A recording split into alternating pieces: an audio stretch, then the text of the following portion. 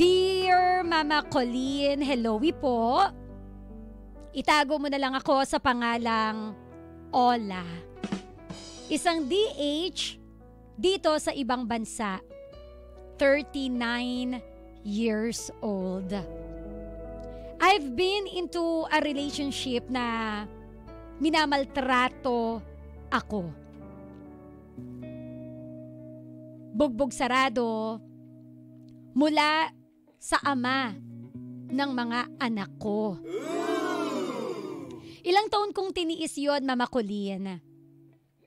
Nandyan yung uuwi siya ng bahay, na kahit na wala naman akong mali, lalo kapag siya ay lasing, nakakatanggap ako ng sapak, sipa mula sa kanya. Oh no! Tiniis ko kasi mahal ko yung asawa ko at iniisip ko ang mga anak ko. Na paano sila kapag naghiwalay kaming dalawa. 20 taon nang finally magising ako, napagod na ako sa ginagawa niyang pambubugbog sa akin. Na parang hindi ko na po kilala halos ang aking sarili. Naramdam ko na wala ng pagmamahal talaga ang asawa ko sa akin.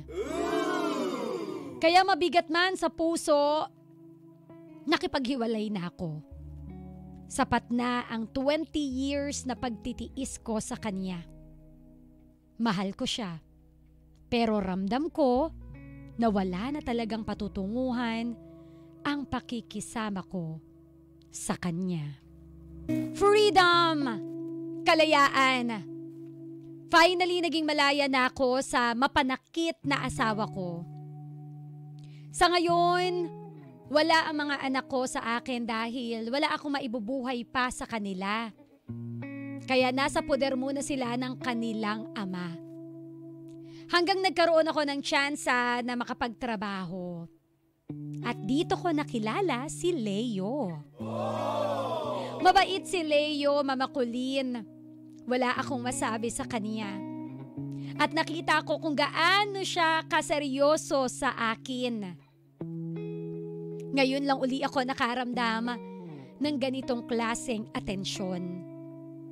Yung uunahin ka, aalalahanin ka kung kumain ka na ba, at aasikasuhin ka. For 20 years, naging malupit po ang kapalaran sa akin. Hindi ko nakita yung value ko, but Leo, let me feel na pwede pa rin pala ako makaramdam ng tamang pagmamahal. Hanggang sa nagdesisyon na kaming magsama sa iisang bubong. Naging tahanan ko siya at nabigyan ako ng panibagong pag-asa sa pag-ibig. After living in for almost 3 years, nagpaalam ako na mangingibang bansa ako dahil may kaibigan akong nag-offer ng trabaho as domestic helper po sa ibang bansa. Sinugaban ko na para sa mga anak ko.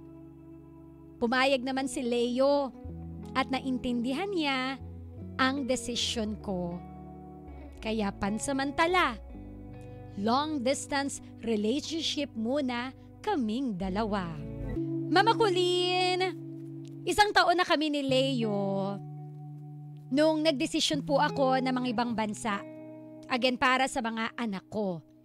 Pumayag naman siya at naintindihan niya yung desisyon ko. So LDR kami. 1 taon na po ako dito sa abroad. Officially, 2 years na kami ni Leo. Okay naman kami sa mga unang buwan ko dito sa abroad. Kung tutuusin, lagi po akong nagpapadala sa kanya pambayad ng renta or sa renta ng inuupahan naming apartment. Pero hindi nagtagal, napapansin kong kapag may pagkakataon na hindi ako nakakapagpadala sa kanya, andyan yung na pagsasalitaan niya ako ng masasakit at masasamang salita. At kapag di rin ako nakapagpadala, hindi niya po sasagutin yung tawag ko, or may mali lang akong masabi, papatayan niya na ako ng cellphone. Lagi na lang ganun, Mama Colleen. Yung hindi ko magets bakit. Ganito rin ang nararamdaman ko sa mga anak ko ngayon. Kapag may kailangan lang sila, tsaka lang nila ako kinokontak. Oh no! Pero kapag wala, parang baliwala ako sa kanila. Pag may hihingin, Ma, kailangan ko ng ganito.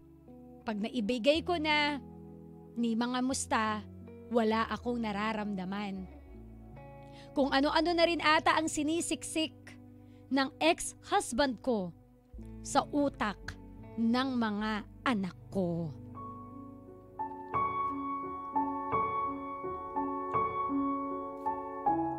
Sa totoo lang, Mama Colleen, ang bigat sa loob.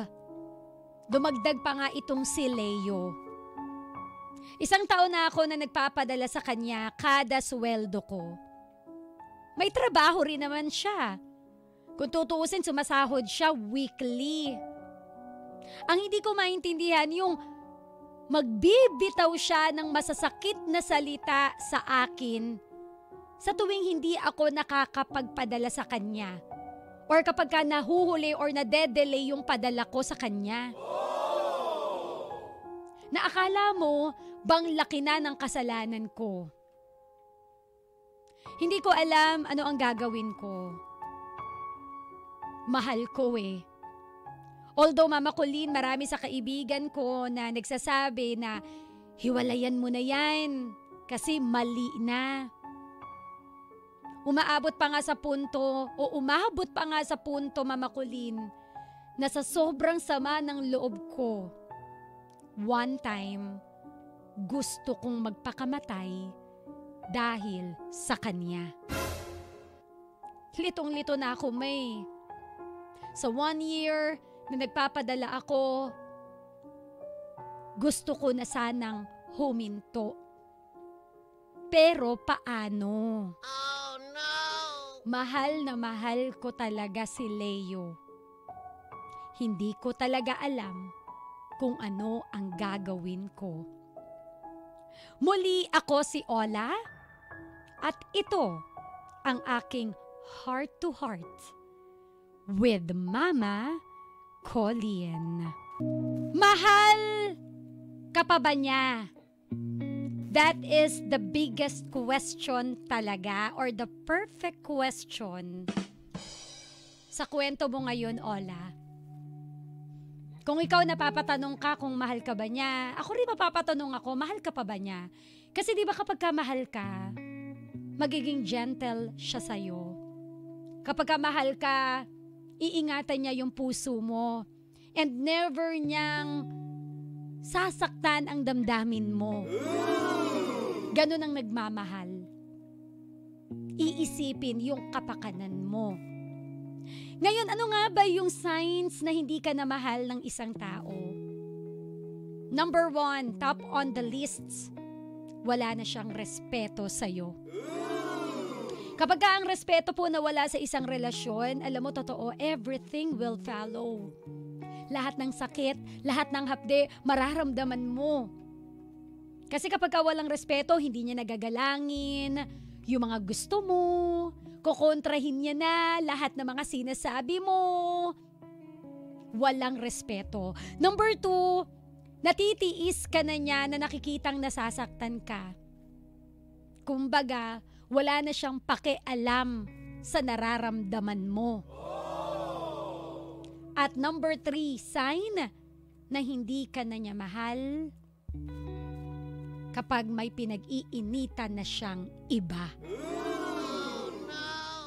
Kapag ganyan na po yung nararamdaman mo sa isang tao, tama pa ba na ilaban mo pa? Tama pa ba na ipagsiksikan mo pa yung sarili mo sa kanya? Or is it time? Oras na ba para bumitiw ka na At huwag ipagsiksikan ng sarili mo sa taong isinusuka ka na. Lagi mo tatandaan that you are worth it. Hindi ka dapat magmahal lang or hindi ka dapat magtiyaga lang sa kung ilang porsyento lang yung kaya niyang ibigay sa'yo. Kung nagbibigay ka ng 100%, deserve mo rin na makatanggap ng 100% na pagmamahal. Kung ibinibigay mo yung 100% mong effort, deserve mo rin na makatanggap ng equal effort mula sa taong mahal mo. Kasi ang isang relasyon po, hindi po talaga yan magwo-work kapag ka one way lang. It should always be two-way. Give and take. Hindi yung ikaw give ka ng give, yung isa take lang ng take, tapos wala namang binibigay sa'yo, mauubos ka rin talaga eventually. So yun, hanggang kailan mo gagawin yan? Alam mo, ano rin yung sign na parang nauubos ka na? Yung pinipili mo na mawala na lang sa mundong ito. Oh, no! Yung dumating ka pa sa punto na one time, gusto mo na nang magpakamatay ng dahil sa kanya. Imagine mo, sasayangin mo yung buhay mo sa isang tao na hindi pinapahalagahan yung buhay mo. 'Di ba? You're gonna waste your life dahil sa isang tao na ipinapadama sa'yo na wala kang kwenta sa mundong ito. Na after all, alam mo yung ginawa mo, alam mo yung ambag mo sa relasyong ito, na binigay mo na nga ang lahat pero hindi pa rin naging sapat. Feelings mo, pati pera mo, ibinigay mo pero hindi naging sapat. Diba? So ate, please, nakakalungkot lang marinig na magpapakamatay ka ng dahil sa kanya. Maintindihan ko pa kung magpapakamatay ako dahil yung mga anak ko ang sama ng loob ko. Diba? Parang, kasi dapat mas mahal mo yung mga anak mo eh. Kumbaga, ako iisipin ko, hindi itong taong ito, kaya ko siyang palitan anytime. Pero pag nawala ako, nawala ng ina yung mga anak ko, ano iisipin ng mga anak ko? Ano yung mararamdaman ng mga anak ko? Kahit sabihin pa natin na may mga ginagawa yung anak mo na nakakasama ng loob, na naaalala ka lang kapag kailangan nila ng rubber shoes, kapag kailangan nila ng pambili ng gadgets, 'di ba? Ano man yung sama ng loob sa mga anak mo, ano man yung isinisiksik ng ex-husband mo, gaya ng sabi mo, hindi natin control pero again ilalaban ko yung buhay ko para sa mga anak ko. Dapat ganun. Hindi yung magpapakamatay ka dahil lang itong isang to, yung bago mong partner ngayon, niloloko ka na ata. Oh, no! 'Di ba? Lalaki lang yan. Matagal mo nang naranasan mo na maging battered missus. Naranasan mo na yung pakiramdam na nawala yung value mo dahil sa pagmamahal mo sa asawa mo noon, and finally nga natakasan mo na yon. Ngayon that you are experiencing yung another abuse, hindi man physically but mentally, emotionally, dapat alerto ka na and you should know what to do now. Any form of abuse hindi tama. Huwag nating itolerate yan. 'Di ba? Parang pagkain lang yan ng panis. Kapag kumain ka ng panis na pagkain, kakainin mo ba? 'Di ba hindi? Kasi tendency, sasakit lang yung tiyan mo, ikaw lang din ang mamimilipit. So ganun lang din po sa pag-accept ng tao sa buhay natin. Kung ang dulot lang nito sakit sa buhay natin, toxic sa buhay natin, why let them stay? Why force yourself na magstay sa tao na hindi ka na binavalue? So ngayon kung ako ang tatanungin mo, nakikita ko wala siyang respeto sa'yo. Nakikita ko na oo, pinadama niya sa'yo na mahal ka niya noon. Pero bakit ngayon biglang nagbago? Ako feeling ko lang. May iba na yan. Kasi para magalit siya pag di ka nagpadala, parang ang liit ng bagay na yun, lalo't wala namang kayong anak. 'Di ba? May trabaho rin naman siya. Imposibleng hindi sumasapat yung sweldo niya. Oh, no! So baka may binubuhay yang iba. Oh, no! Huwag kang judgmental, Mama Kulin. Basta my only point here is, hindi dapat mumurahin mo yung partner mo dahil lang hindi nasusunod yung gusto mo. Ibablock mo siya dahil hindi siya nakapagpapadala sa'yo. Kausapin mo. Tanungin mo ang dahilan. Okay? So ako lang, kung hindi ka komportable, iwanan mo. Yung pagmamahal na yan, makakahanap ka pa ng iba. Kasi hindi mo deserve ang masaktan uli. Ulitin ko, minsan ka nang na-torture. Oh no! Minsan ka nang naabuso. 20 years, ikaw na ang nagsabi. Gusto mo ba another 20 years na naman? Ka-winner, ito po ang kwento ni Ola dito sa Heart to Heart with Mama Colleen. It's time to speak from your heart. Ano ang masasabi mo? Ano ang sausaw mo? Ano ang mema mo? Sa kwento ni Ola dito sa Heart to Heart with Mama Colleen. 0977-7000-915. Makisawsaw na sa kwento ni Ola.